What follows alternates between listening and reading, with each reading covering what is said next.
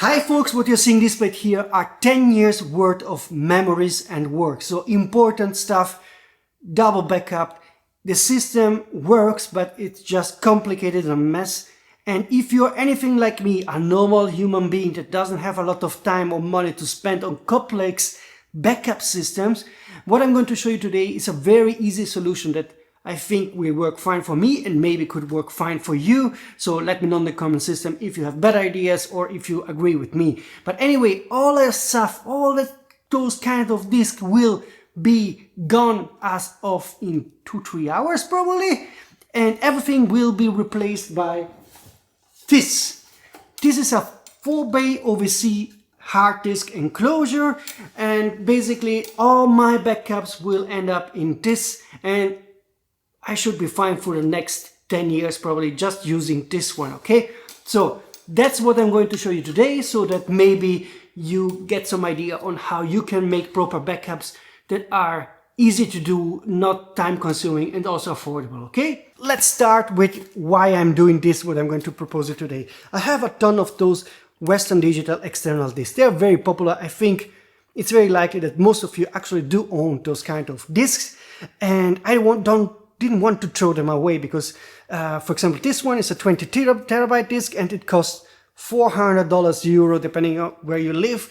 So it's expensive stuff, and I wanted to be able to reuse them in a way that it makes sense. And what I'm going to do is to shuck 4 of those 20 terabyte disks. This is actually a new one I bought just to have enough 20 terabyte disks because the other one were 16, 14, 12, 10, 8 and so forth. So I have 4 of them, 3 that I already own, and this one is brand new. I'm going to open them up, which is super easy. I'm going to show you how to do that. There are some reasons why I did go for the OWC 4-bay. First of all, this company has a high reputation. I didn't want to risk going with a new company or a company I didn't truly trust, even if they are great. OWC is a great company. I have already some of their other products. It always works fine. Their service is great. So that was the reason number 1. Reason number 2 is that stuff works really great with Macs, and I do own a MacBook Pro M1. So though their products are tailored for Macs. For example, also their soft rate, which comes included or you have to buy it afterwards with its 4-bay enclosure, is a software that works great on Macs. And if you want to check out what's the pricing in your country, I will put an Amazon link in the description box below. Click on it. It's an affiliated link, so I get a small commission. You don't pay a cent more, but you can buy the 4-bay enclosure from OWC if you like the idea of how I am doing my backups.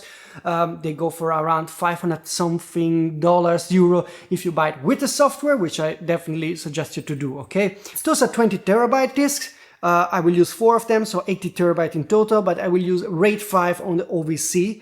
RAID 5 gives you a backup in case of one of the disks failing. So if one of the disks fail, the other 3 disks can reconstruct the 4 disk. So you buy a new hard disk, plug it inside, and then the 3 disk will, through the soft RAID from OWC, rebuild the 4 disk so that again you have a backup. Those disks usually fail if used little after 10 years, so 10-12 years. If used more heavy conditions, 5-7 years. So those will fail. You have to keep in mind with the OWC soft RAID, I get a notification if one disk has some issues. Let's check them open and see what's inside. And once they flop out, you can slide out the content like this. What's next? Okay, there are some screws you have to remove here. And then you have to slide out the disc like this. There's still a piece attached, and there is another screw here to remove. And now I'm going to slide in all of those 4 discs inside the OWC 4-bay enclosure. So I'm just going to open one of the bays like this, slide in everything. And then you have 80 terabytes worth of disk in my case. And then I will run the software in RAID 5 and have a 60 terabyte backup system for everything that I care. So that's it, folks. You saw that it was quite easy to set up that RAID 5 system.